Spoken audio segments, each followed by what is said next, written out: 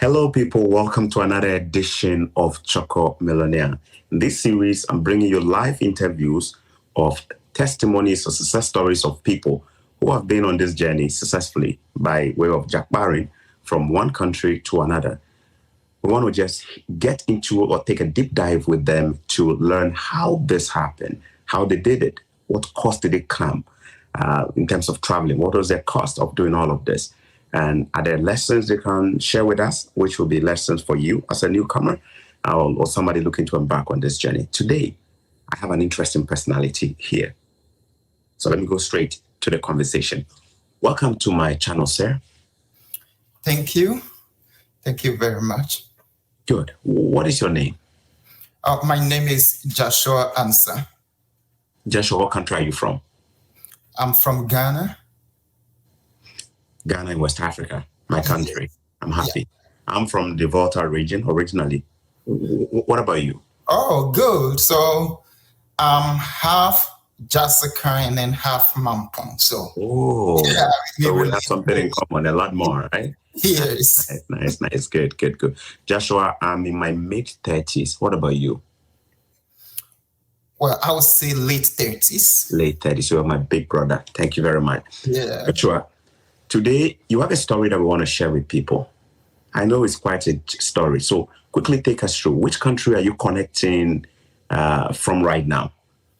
I'm from Canada. Wow, you're in Canada. I'm in Ontario. Where are you? I'm in BC. So you guys tend to have the best weather, and we have more snow here, all right? No, we have the West. You have the West. Okay, but in summertime, you guys enjoy more, right? Yep. Mm-hmm. Okay, beautiful. Okay, so how long have you been in Canada? I'm in my first year, so just first year this month. So effectively, this month will make it like 1 year? Like 1 year. Wow, happy anniversary. Thank you. Good. Let's talk about your journey towards coming to Canada. You're from Ghana. Did you come here? Did you leave Ghana as a student or as a professional? Okay, so I came to Canada through the United States. So I was at the United States and then I came to Canada. Wow. From Ghana to US, from US to Canada. Let's go back to Ghana and start from there. Take us back. Before moving to the US, what were you doing?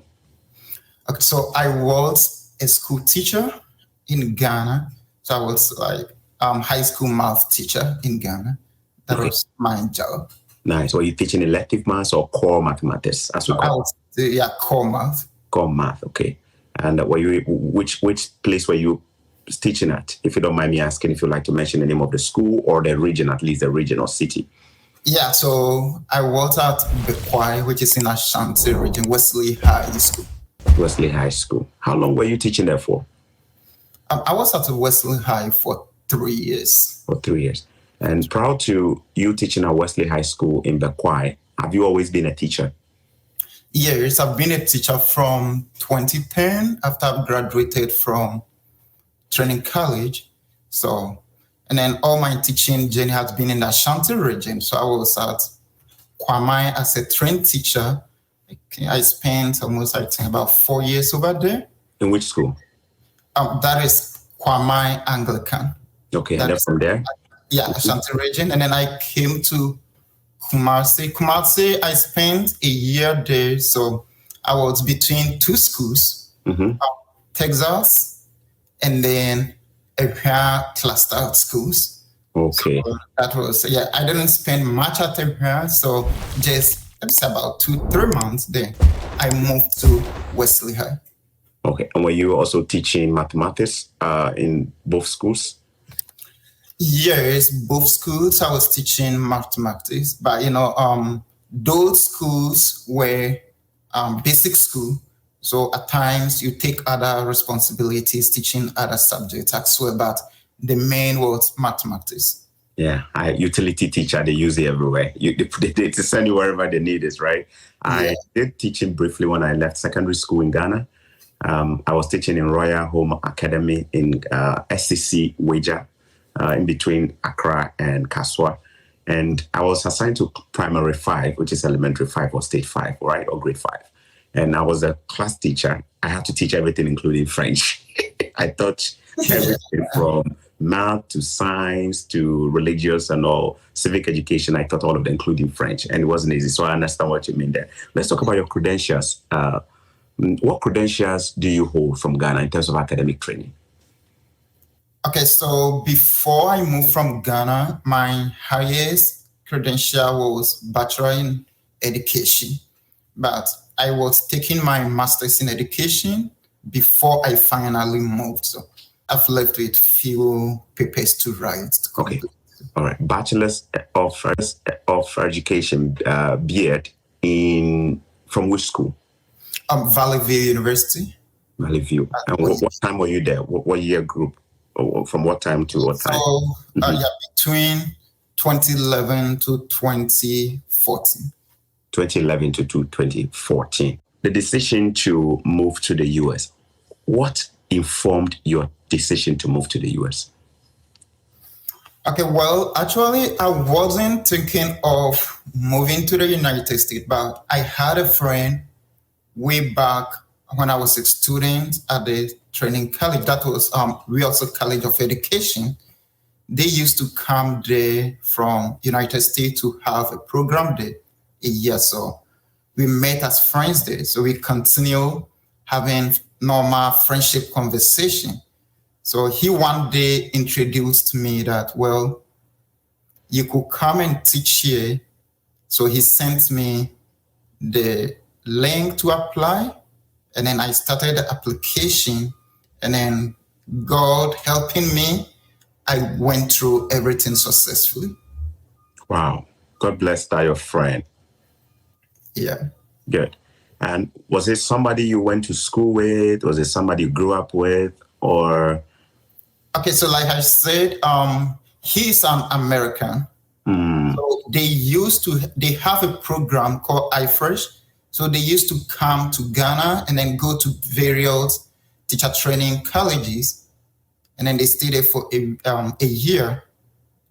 That like they learn something from our education and everything. So through that, because he was there for a whole year and I was a student, so it's like I would say he's a tutor and then I was a student, but we had that connection.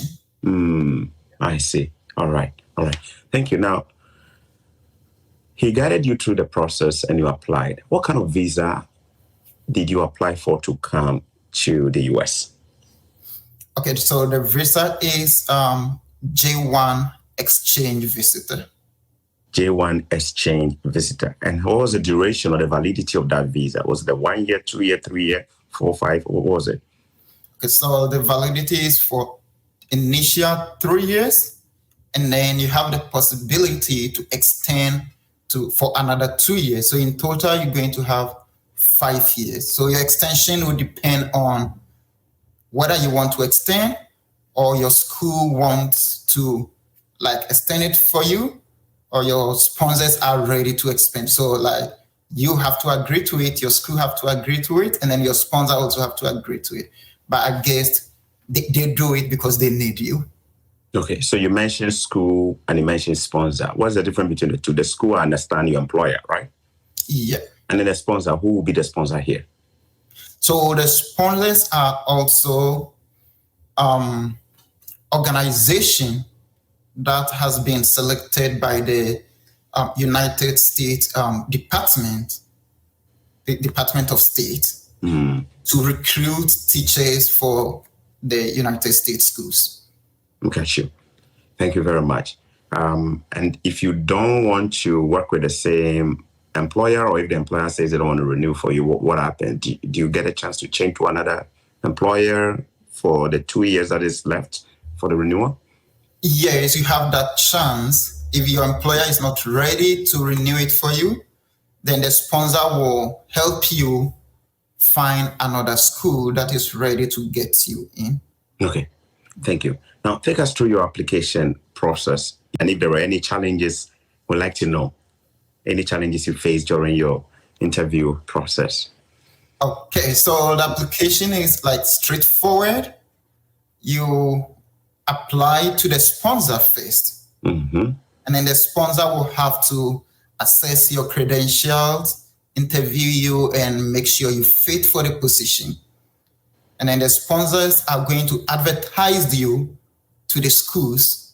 So they have a portal that they will advertise you there, that schools will come there and pick you. If a school picks you, the school will interview you. And if you're successful with the school interview, that is where the sponsor is going to do all your paperwork for you. The necessary document that they do is called the DS 2019. It's the same document that students also use to go to the United States. They'll do all those documents for you in the United States, send it to you, and then you apply for the non-immigrant visa appointment. So you go to the visa appointment and then you go through the normal visa interview. But like nothing much was asked. I guess they just asked me, where am I going to work? And then the school, the name of the school, where it is. And then, yeah, I think in your application, you put in everything. And then you have your DS 2019. So they know, like they've done the backdoor check and everything. So I did not have any serious questions to be asked. Even the bank statement they requested for, they did not ask me to show it. Wow. So you went with your bank statement, but they didn't ask you to present it to them. Yeah. But at least you weren't prepared. You went there very prepared. Yeah, because the sponsor will guide you through everything, tell you everything. Even they will have a section, like a live video with you, and pretend like they are the consular and you're applying for the visa, like to walk you through. Okay. So before you go to the visa office, you don't have any panic. You don't have you've gone through everything with them and they've guided you. They'll give you a contact in case anything happened at the office. They tell you, don't leave the office, call us. Don't leave the U.S. embassy. Call us. Wow. Just in case things don't go well, you quickly call and then they can check me with the U.S. consular. Yes. Okay. All right. Thanks for letting us know. So you literally came on a work visa, J1 work visa. Yes. For 3 years, renewable for another 2 years. What are you coming to teach? So I'm coming to teach mathematics at the high school. At the high school in the US, okay. Yes. Somebody would have asked, but you're already teaching in the Wesley High School in Bekwai. Why would you want to go to another place outside of Africa, a land where you probably have no family? Did you have any family in the US? No. Uncles, aunties, nobody? Yeah, I have. Friend. I have. I knew some family members there, but families, they know me as a family. I know them as a family, but we're not that related that I'm going to my family place or something like that. All right. So for somebody who may be looking at this, isn't this a lot of risk, like leaving the comfort of your home, your food, your friends, your relationships back home, everything that is you, to go to this foreign country to go and teach, with all the cultural shock that may come, accent differences in teaching pedagogy or everything. What was it a lot of risk for you to take? Or what would you say is a defining reason for you to make that switch?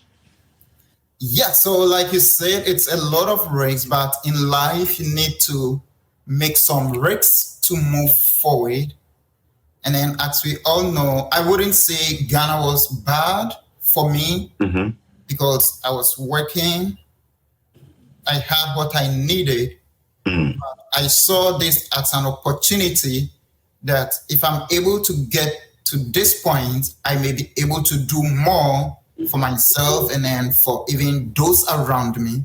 So I said, well, it is a risk, but it's not a higher risk because even before you go, you have a secure job. It's not that you are now coming to struggle to look for a job. And so it wasn't a higher risk, but the motivation was if you get there, you could do more to help those around you and others. Was the salary a factor as well, if you compare back home, or the conditions of service? Oh, yeah. Yeah, it's a very big factor, but I don't consider that because, cost of living are basically different. So the salary may be huge if you convert it to the Ghana cities, but at times we forget about the expenses and other things that we make. So it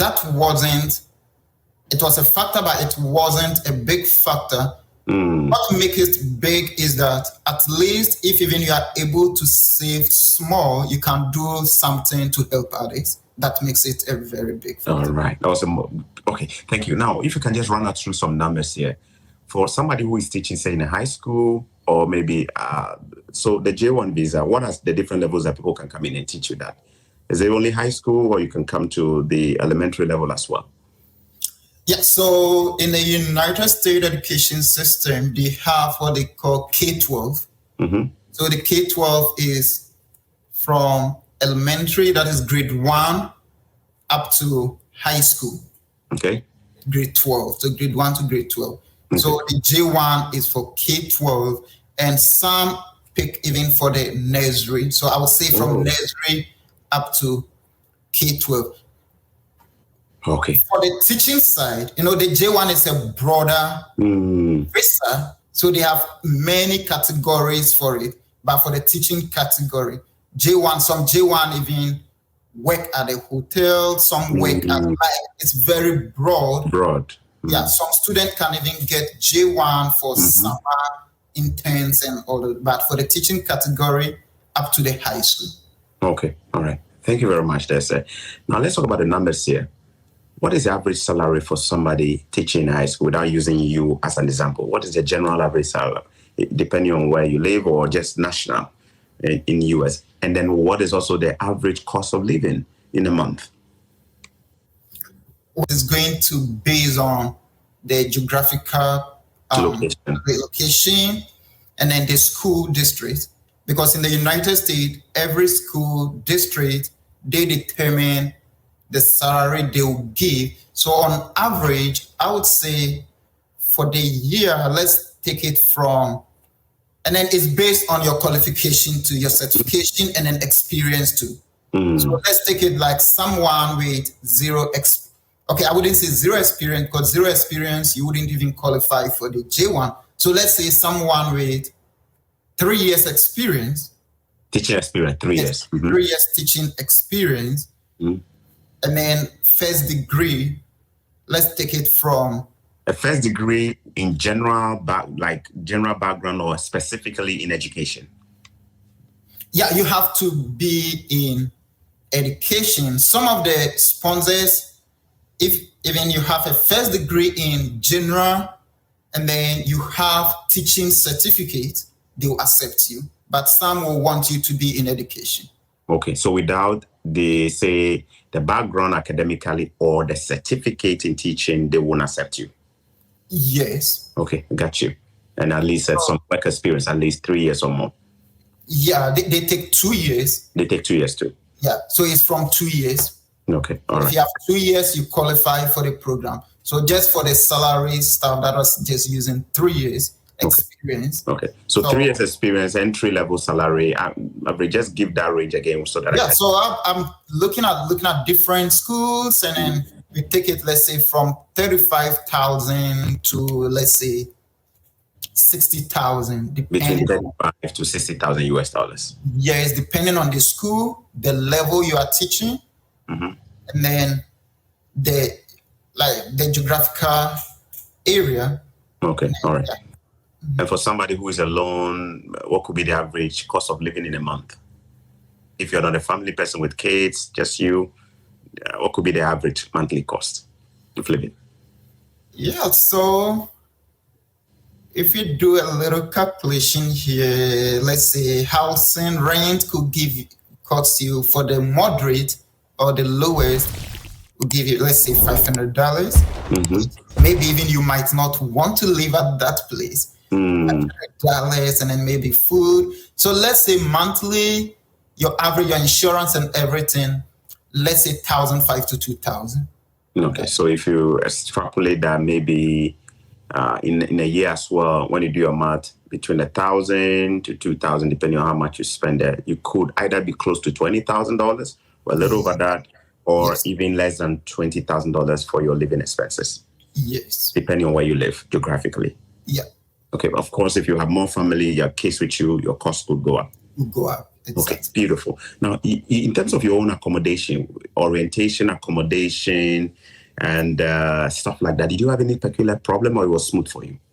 Yeah, it was smooth because what the sponsors does it, even before you come, they make you arrange for accommodation. So they are going to give you landlords and then apartments, caretakers, and then you arrange for accommodation. Okay. And then they also have, like, those who are in the program already, they have a platform that they add you to it. Mm-hmm. So they guide you, they advise you where to look for accommodation. And some could even accept you as a roommate for the first year so that you can settle down and then look for your own place. So accommodation wasn't a big challenge because before I landed, I had my accommodation. So they will take you to a hotel for about 3, 4, 5 days, rent you on everything, open a bank statement, bank account for you, and then show you everything that you need to know. And then they also have a car lot that will take you there if you want to buy a car from their dealership, that will give you a car that you pay monthly. Wow. So they will just take you to your accommodation. My landlord just met me at the hotel. They took me home, showed me my room, and then I stayed there it was an apartment, and personally, I don't like living in an apartment. So I stayed there for a few months, and then I got a house from a Nigerian man who has been there for long, having this real estate business. And then I got a house which was very affordable, I think. And then because he was a Nigerian too, like, he was cool with me and guide me in most of the things I need to do. You're just like me. I don't like living in apartments too. I like living in house. I just feel that if something goes bad, everybody will be in trouble in the apartment. So I don't like there. Yes. All right. Let's talk about J1 restrictions, waiver, and all of that. Are there any restrictions to the J1? I imagine there will be. What are some of the common ones that you think people should know? Okay, well, there is a restrictions on the J1. The first one is you are supposed to go back to your home country after your 5 years. Okay. Because it's like exchange visitor. So the intention is come and learn something and then take it to your home country to help them. Okay. So they give you 2 years. So after 2 years, then you are able to apply and come back. So that is the first restriction that is given to the J1. And then the other restriction too is you cannot work outside the teaching field. Okay. So you can't do Uber, you cannot do Uber, you can't do DoorDash, you cannot do all those little side hustles there. I guess for the side hustle, it's not a big deal because like that would be like a gig that you are doing. Gig, okay. Like taking on another job. Employment job, something that will go through the State Department to verify you, and for those things you don't need that much verification. So you won't use your social security number for those kind of jobs. You'll be risking yourself. Yes, and then your wife could do any job that you want. That is your dependent. Like I did not mention that you get the J1 and then they get J2. Okay. So if you have a wife, your wife is able to come with you, and then all your children under the age of, I'm not quite sure, 18 or 21, but let's take 18, but I'm not quite sure about that. They could come with you as well on a J2 visa, and then they get their work permit, and then they could do like any job that they want to do. Where you want to go next? So I decided to move to Canada because I look at it and weighted all of them and saw that Canada is easy. If you're able to come here, your documentation will be faster and easier than being in the United States on the H-1B. Wow, I'm happy you mentioned H-1B because some few weeks ago I did a video on H-1B, how Canada introduced a new work permit program targeting H-1B visa holders in the United States. Yeah. Guess what? They opened it on I believe on the 16th of July for people to apply. People who have H-1Bs from the US to apply. Within 48 hours, they recorded 10,000 applications from the US. That is how serious people are targeting Canada from the US, all right? Yes. And my understanding is that there is a crazy backlog in terms of the number of people who are on the H-1B, several thousands or probably hundreds of thousands who are on the H-1B in the US and have a very difficult transition from H-1B to getting your green card. Is it difficult transitioning from the H-1B to a green card or permanent residence in the US? Is it difficult? Well, it will be, but so I did not go that route, but what put me off was the timeline, because it would take you a minimum of, let's say, 5 years if you are lucky, and then your employer have good lawyers and have those links to help you. You could get within 3 years, but like a minimum of 5 years. So I saw that to be like a very long wait time, and it's not, visas application is not 100% guarantee. Okay, so let me get it right. 3 to 5 years, depending on whether you have a good lawyer or your employer, blah, blah, blah. Is that to transition from J1 to H1B or to transition from H1B to green card? That is H1B to green card. So that's a wait time. They want to H1B. What you need is to get the waiver waived off, and then the waiver could be waived off. Your embassy or your country have to say they have no objection for you living, like staying in the United States. So if they get that letter for you, and that takes a long time. It could take about 9 months. So if you plan to go that route, you need to start that application early. So if you get that waiver, there are other schools who are ready to employ you and then give you the H-1B. That doesn't take a longer time so far as you have the waiver. Okay. All right. You are watching Chorkor Millionaire, seated right here with Joshua Ansah, who is a teacher from Ghana. And I didn't mention this. He also has a YouTube channel. He also has a Facebook page. And all he does, tell us about your YouTube channel, your Facebook. What is the name? And what do you do on there? The name is Life App 201. All I do there is to educate prospective applicants who want to go to the United States and work as a teacher, as I did, or go to study, and those who want to come to Canada and work or even study. And then at times I put some of the crazy things I do around in Canada today. Yeah, crazy things. This one, I'm not sure whether this one will be a crazy thing. I found it very enjoyable. I enjoyed it. 2 weeks ago, you were kayaking in Canada. Tell us about that. On the lake, you were kayaking. I saw the video. Yeah, and that was my first time, and even I don't know how to swim. So it was very dangerous adventure that I took. So the school that I'm teaching in, before we vacate, we went 2 days to the lake to have some fun. I see. So I just hopped onto the kayak, and then they said, "Oh, it's simple, you could do." And then I enjoyed it, and it was very simple too. Very big lake. I was at the middle, and then I wasn't scared. It was very easy and simple. All right. Now let's talk about Canada. You definitely made a choice because you said Canada was better in terms of getting your papers, it means immigration papers and all of that. How did you go with many people come in different ways to Canada. Did you use a visitor's visa? Did you use a student visa? Did you apply for permanent residency? Did you come through a humanitarian Canada government initiative? Tell us, what was your path to coming to Canada? Okay, so my path was through permanent residency, PNP, that is Provincial Nominee Program. Provincial Nominee Program. Which province? Yeah, BC. British Columbia. Well, we have Vancouver. All right. Do you mind taking us through the process? If you can just run us through what exactly you had to do.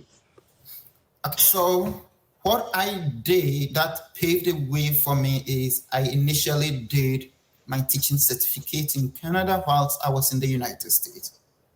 And then I applied for a job online. I got the offer letter, and then I applied for the PMP, and then I was nominated. So that is that would be the simplest. That is the process, but each of them entails a lot. A lot more. And we definitely don't want to turn it into a podcast of 2 hours. But hey, guys, I'm going to encourage you to, if you check him out, check out his YouTube channel, Life App 201. Life App, LIFE UP 201. Life App 201 is on YouTube. Check him out. He has a lot of content where he takes more time to explain how he did everything he did. Was he had to use his teaching experience as a teacher. You also heard him say that he did his Canada teacher certification thing whilst he was in the US. I'll ask him to briefly tell us about that. What do you mean? You can briefly tell us, how did you do it? Okay, the teaching certification from US whilst you were in US or Canada. So, not like Ghana, that our teaching certificate is for everybody, like all the nation. But over here, each province have their teaching certificate, and you need that certificate before you could teach. So what I did is I chose Ontario first. So I have certificate for Ontario as well. I chose Ontario because if you are coming to Canada, everybody know it's Ontario, it's Toronto, it's Toronto. Yeah. So I did that. I just went to their website, which is Ontario OTC, Ontario Teachers College. Their website, applied for a certificate as an international applicant. So you have to go through a whole lot of documentations. They will assess your credentials, and it takes long, almost a year. It's the same as BC. I did the same thing for BC. So what I did is, after the application, Ontario application was in, and then I was Hampty. And they said, well, so you need to do the BC certification. So I have to start that one too as well. But unfortunately, the school was using LMIA, and then denied it.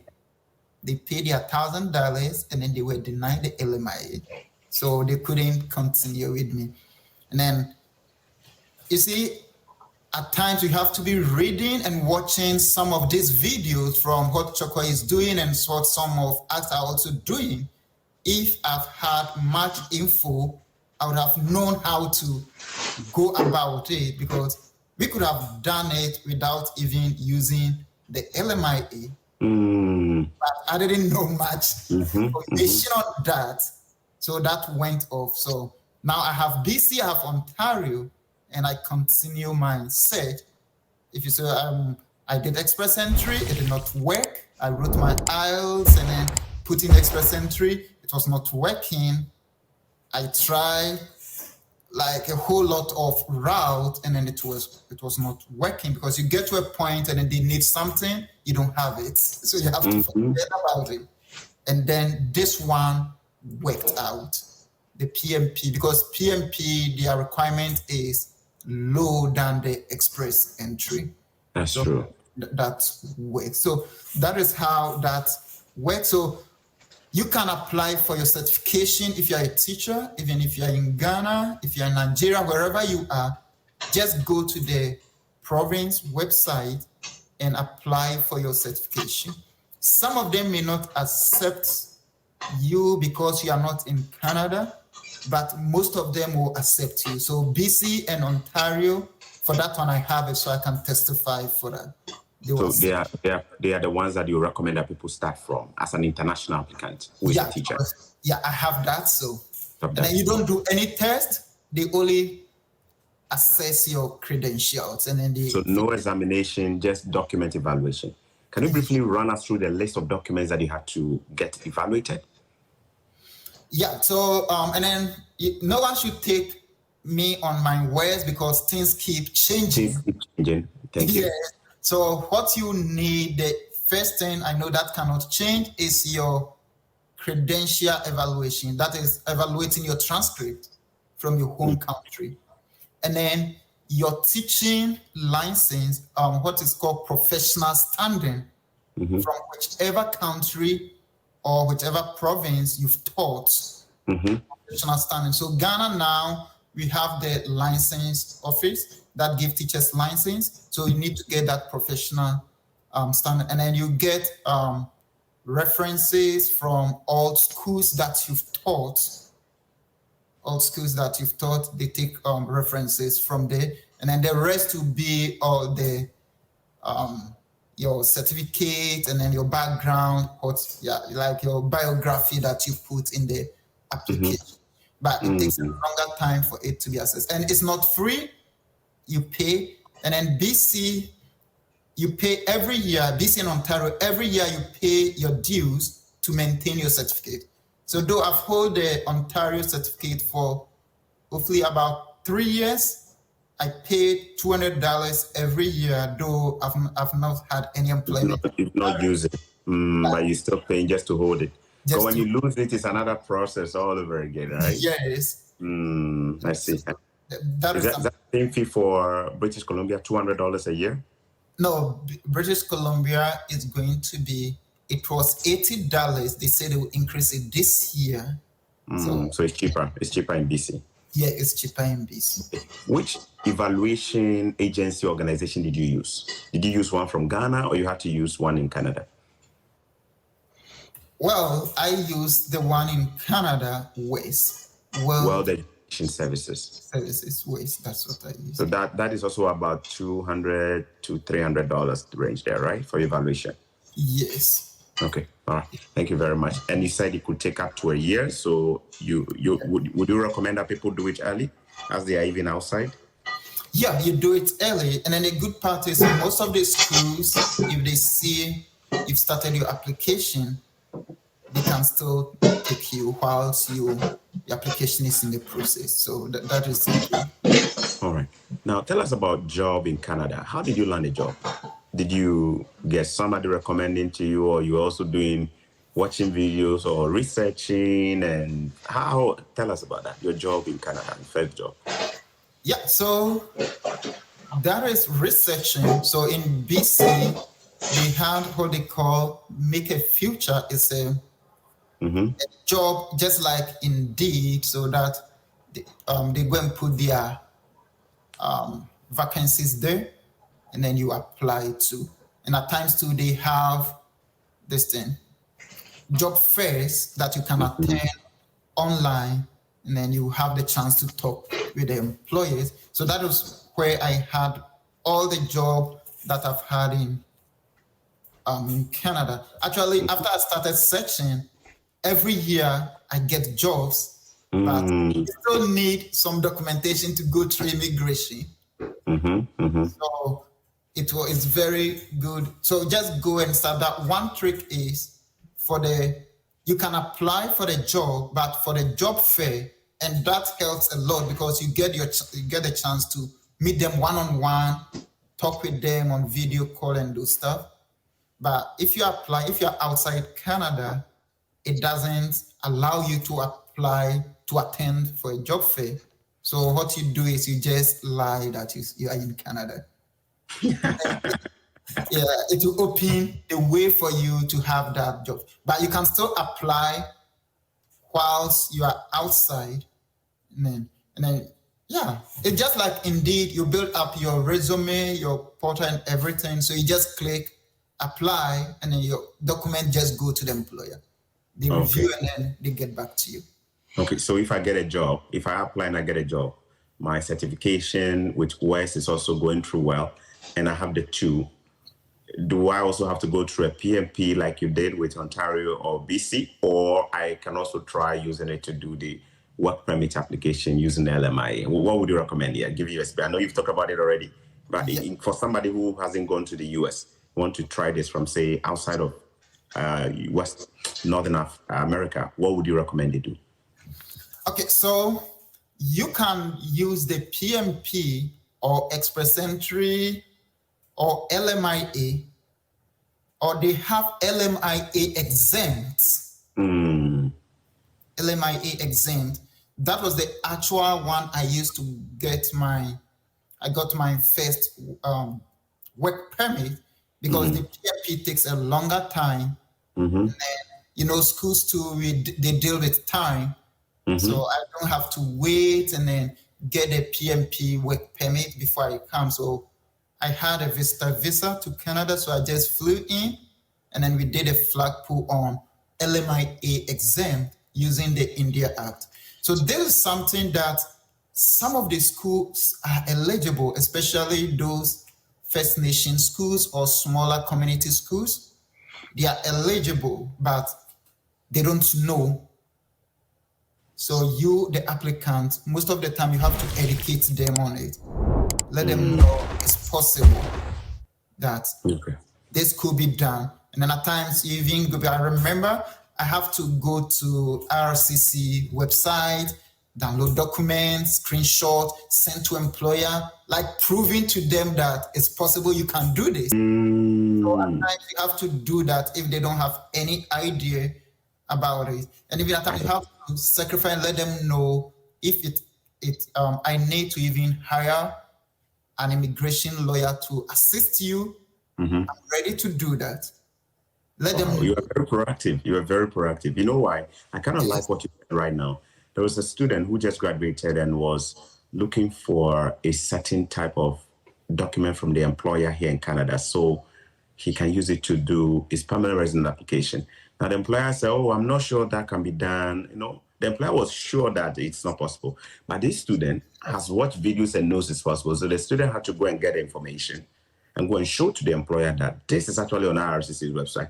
So it is possible that your employer may not know a lot about the immigration trends. You may know better. What he's saying is that so long as you believe that it is possible, I believe you can use wisdom, communicate politely, and if possible, use the services of professionals like maybe an immigration consultant or a lawyer who can even put this in a better context for you and your employer so that you can facilitate. He also said something about the Indian Act and how he used a job that is LMI exempt route to actually come into Canada. Of course, he came as a visitor's visa first and then utilize that particular option, because remember he said he did the LMI one first and he wasn't successful. So he had to now change his game to an LMI exempt job type. But he said something about the Indian Act. I want him to briefly touch on that. However, if you guys want to get more details, since I don't want to be the one you accuse for giving you a 2-hour video that burn your data, I'm going to keep it short. And you're going to go to his channel. You're going to follow him. You're going to ask him all the questions there, and you take his time to explain to you, okay? Tell us briefly about that. The LMI exempt through the Indian Act. I understand it, but I want you to explain to people how exactly you did it in 1 minute, if you don't mind. Okay, so what that means is you don't require LMIA. So they have that act that you request for what they call job offer number from the IRCC. So the employer have to request that. And I think they pay, is it $120 or $200? I've forgotten the exact amount. And then they request that and they can get it within 48 hours. Yeah. So what they do is the employer have to do that, and then you need to guide them if you have to. They write that they need you, as they need your service. They don't have anybody. So just like the LMIA, but that is not difficult like the LMIA. So they just explain your job description and like everything about you and why they need you. The employer signs and then send it to IRCC to request for job offer number. And that get it within 48 hours.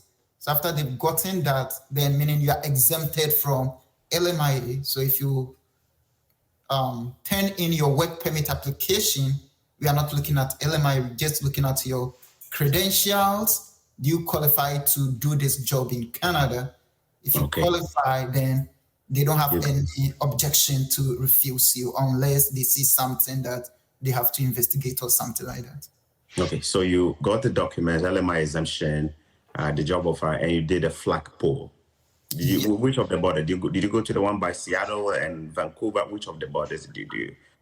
Yes, I think I went to the specific highway, but Okay, all right. Thank you very much there. For those who don't know what LMI, if you've been following me for a long time, you're familiar with these terms. If you're not, we're going to be throwing them every day in your ears like this. It stands for Labor Market Impact Assessment, LMI, Labor Market Impact Assessment. Now, is there anything you'd like to tell us that we haven't covered? so what I would like to say to the general public, especially we from Africa, is we ought to read more if you really want to travel. Want to read more, watch more videos on travels. Don't say, well, I don't have to watch this. Just watch it. Just listen to, let me put it in quotes, every nonsense we tell you. Just listen to it, read more, and then just push forward. It's possible. Nothing is impossible. It's possible you can do it. But if you don't read, one thing I think the general public should know is, like, I know Chorkor, I don't know, you receive thousands of messages every day. So if you are questioning something, just go straight to the point. It's good you call me, you greet me, how are you? It's good, but just go straight to the point and then just say, so don't wait that high for somebody to respond back, hi, how are you? And before you tell me, oh, please, can you assist me with this? Just go straight and then that will help. And then read more. Forget about agents that takes money from you. You can do this with just going to the internet, reading for yourself. If you don't understand anything, just go to the internet, look for Chorkor Millionaire, look for Life App. There are so many others. Just watch some of the videos that have been made there. The information will be there. If you don't understand anything, they are all ready. I just called Chorkor. He responded to me. So if you call him, he'll respond to you. If you call me, I'll respond to you. If you call others, they'll respond to you without any charge. I know some are paying 10,000, 20,000 just to get a visitor's visa, which is ridiculous. Thank you very much there. Thank you for reaching out as well to me. I really appreciate that. Okay, guys, follow him. You have more questions. Somebody asking, which sponsors can I use to get? Would you recommend, given what you know now and where you are, would you recommend that somebody also goes through the same process, Ghana or Africa to US and US to Canada, or you rather recommend that it's doable from Africa straight to Canada as a teacher? What would you recommend in one few seconds? Yeah, I recommend going through the US. Okay, you recommend it. Okay. And if people want to reach out to you, aside from following you on your channel, is there an email that they can reach you as well? Or what is the easiest way for people to get hold of you? Yeah, I think the email would be the best, because at times the messages, it even skips me. But for emails, anytime I get there, I see everything. So my email would be the best. I'm going to put his email in the description box, so make sure you are checking all of that. Appreciate you, thank you so much, Mr. Joshua Ansah.